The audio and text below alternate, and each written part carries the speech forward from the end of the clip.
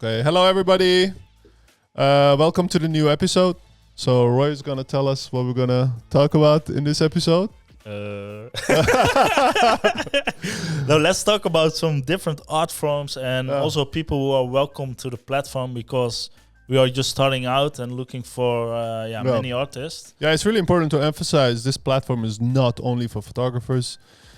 Basically, all artists are welcome, but since we actually offering prints, so we thought about like painters, graphic designers, street art, art, graffiti, even some certain 3D. Yeah, 3D. 3D but art, also illustration or graphic design. Yeah, illustration. Or even hand drawn stuff. And if you want to sign up and apply, you can just let us know, like, hey, I'm a graphic designer, I want to join in, and we will make the adjustments on the website so you also have your own space there. Absolutely. Now it's, I think, mixed media and photography, but that there is also space for street art or graphic design or whatever. Yeah. And I also really got inspiration from all those kinds of art styles and skills of people, of the painting or street art, graffiti, but also illustration. So I'm really looking forward to talk about those subjects as well with new artists. Yeah. I think for me it's mostly like a lot of times I see paintings that inspire me a lot. Yeah. Especially I'm really bad with names, so I'm not even gonna even pretend that I can pronounce them. But certain painters really can open your eyes to. Really. We talked about it also on also the color patterns they use. Episode. The color schemes and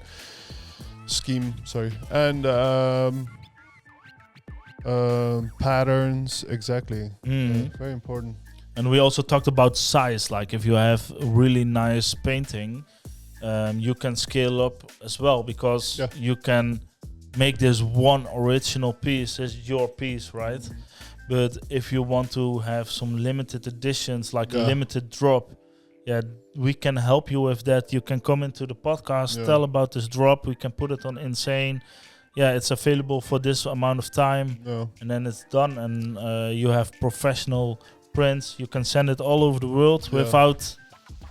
I think shout out to all the painters. I think the craft is really underrated. It is really underrated. It's a lot of work, a lot of skills, a lot of money goes to details. And then there is no Control Z. There is no undo once you screw up. You either have to fix it or there is no undo. Yeah, and if you do portraits and the eye is not really in the right spot, you will see it immediately. Yeah. Oh my God. Yeah. It's really hard. Yeah. I mean, of course, there's different styles, and sometimes weird is good. Like some paintings, the weird are better. Really Dali. abstract. But that might be even harder, in my opinion, because then the weird should make sense. Yeah, but it's also like go together.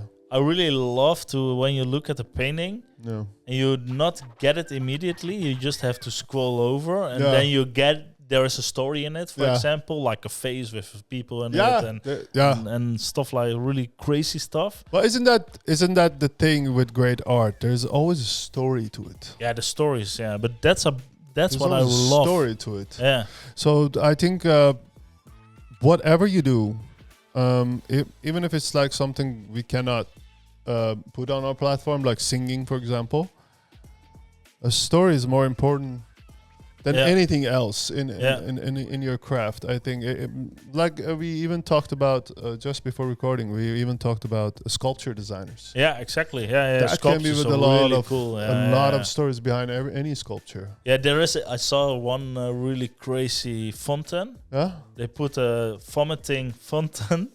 In London. Yeah, there's a lot in London. There is like a really big fountain. Yeah, with people in the fountain. Yeah. Vomiting water.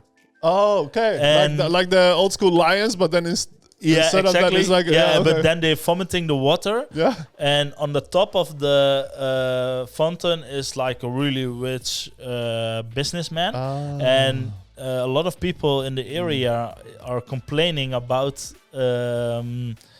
the trash companies put into the teams in the river, and so they made a statement with this fountain. Now they cannot go around it anymore. Now it's a topic they have to talk about. So now it's solidified. That's also what I really like about art. This is maybe a little bit extreme, but I really like about you can tell stories, but you also can change thoughts. You can make subjects matter because of your art, of your translation, of your thinkings into the canvas. And also in sculptures, it's really amazing. I'm not gonna lie, to me that's the highest form of art. Yeah, for me too. Like Banksy, for example. Always it's like a small thing, but there's so much in it. To be said. But then you cannot put it in words, so you can visualize. Or even the location of art is important. As you said, like London, by the river, they put a lot of trash.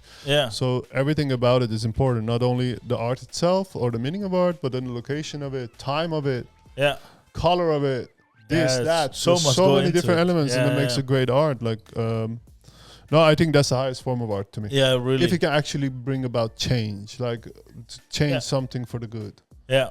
I think this is an underrated thing as well. Yeah, very. Because a lot of artists have so much to tell, so cool thinking process and stories to tell. And then they express themselves via the art piece. And I think, this is really amazing to me. Yeah. Absolutely. No, I it's really inspiring to me as well. Like this fountain, for example, just to get back to it. But also, I was in the Met in New York. It's one of the biggest museums on different kinds of art. You also have like the 18th centuries paintings. And those paintings are sometimes rough. But also, they tell stories about wars, about love, about all kinds of stuff. And that inspires me to tell my stories my way. But sometimes you just see an art piece and like this really big painting was like 5 meters wide. And 2.5 meters height. Insane. Really crazy frame around it. So much work. But it was not straight. It was all the curved framing. Age? Yeah, it was like 17th century or so. But the story in it was also like, it was more a God, I think it was Christian piece. But still, it's just the story and the love and how it presented itself. It's really cool. That's for me, it's also like some sort of art, like some art generally. You can write a book about it. It's that much depth to it. Like, when did it happen, that era of history, and then the techniques that are used, and what happened to the painter, and what king was there in order. Because back in the days, painting was really a royal thing, you know. Yeah, it is. Peasants couldn't afford brushes and stuff anyway. No. So, especially these old paintings have a lot of like history and story behind it. But also, a friend of mine, Nart Kwast, really great painter. He paints like a Rembrandt style. Cool. And he also makes his own pigments. So the paint he uses, how the old masters make yellow paint or red paint. He uses all those ingredients and like by hand craft the paint, and then he puts it on the canvas. Some Persian carpets are made like that, like organic, handmade. That's why they're unique with the color. Like there's a certain blue or certain red. Also, so much be work. Replicated. That's insane. But we talked about painting a lot, but same thing can be applied to any art form. Honestly, doesn't matter. Graphic design, you can. Banksy, we talked about. He's more like a graphic designer, in my opinion. Yeah, I see what you mean. Street art, graphic design. Street art, yeah. And I think it's really cool if you have like all those kind of people on one platform. Absolutely. And then you can also communicate with each other and inspire each other, because everybody has a story, every piece has something to say. Yeah. And I think that is the power of art. But also, if you're a photographer, if you're a graphic designer, or you talked also about like a CGI project with photography, like this mix and matchups are pretty cool. And like putting a let's say even on a commercial level, let's say I see a lot of commercials that there's a car photographed, for example, but then you create a city and with AI or CGI, exactly, or very beautiful scenery with CGI or 3D or Cinema 4D, or there's a lot of applications. They can be mixed, or graphic design. Let's say can be mixed perfectly with a nice photo of amazing flyers, amazing billboards, posters, you name it. All these things can be paintings. You can paint over a photo. You can paint over a graphic design. You can mix it. Give it some texture. Give it some depth. More like, I think it goes back to the core thing about the platform, which is the community. Yeah, of course. Get inspired by each other. Yeah. At the end of the day, that's the most important thing. And also helping someone. You don't have to get your own website, your own providers, your own. Sometimes you sell a piece, small piece. You have to do a lot of work and a lot of stuff you have to consider for only a small amount of money. Yeah. And it's sometimes really hard, and you just should focus on your craft and on the things you should do, and on the creating and get it out there via the podcast or via your own Instagram or platforms or your paintings in galleries or whatever, Yeah. And once the community is bigger, like for example, photographers can, hey, which makeup artist you use for this job, for example. Yeah. And which, for example, which location did you use for that work? Stuff like that. We can help each other, and then you don't have to research it again. Yeah, but also techniques you can share knowledge with each other. Exactly. But also for painters or graffiti artists or other spaces. Or maybe you can make stencils from photography, make really cool graphic design and street art from it. Like Banksy also works with stencils, I think, sometimes. Yes. Yeah, it's pretty powerful. I think one of the things I've learned throughout this years is like you really learn the best when you explain your process to somebody else. Yeah. Or when you teach to somebody else. So it's really important to keep in mind, if you share knowledge with others, it also benefits you. Yeah. A lot of people are scared to share because they are thinking that if I share my knowledge to you, you can copy it and I'm done. Yeah, but by that time, you're already gone next level anyway. Yeah, but at the same time, you have your style. Yeah. So if I share some of my knowledge to you, you can apply it to your style, to Reza's style. And it's the same for me. Yeah. Like in my architecture photography, for example, I work with lines and patterns. Maybe you can say like, hey, maybe you should use this technique.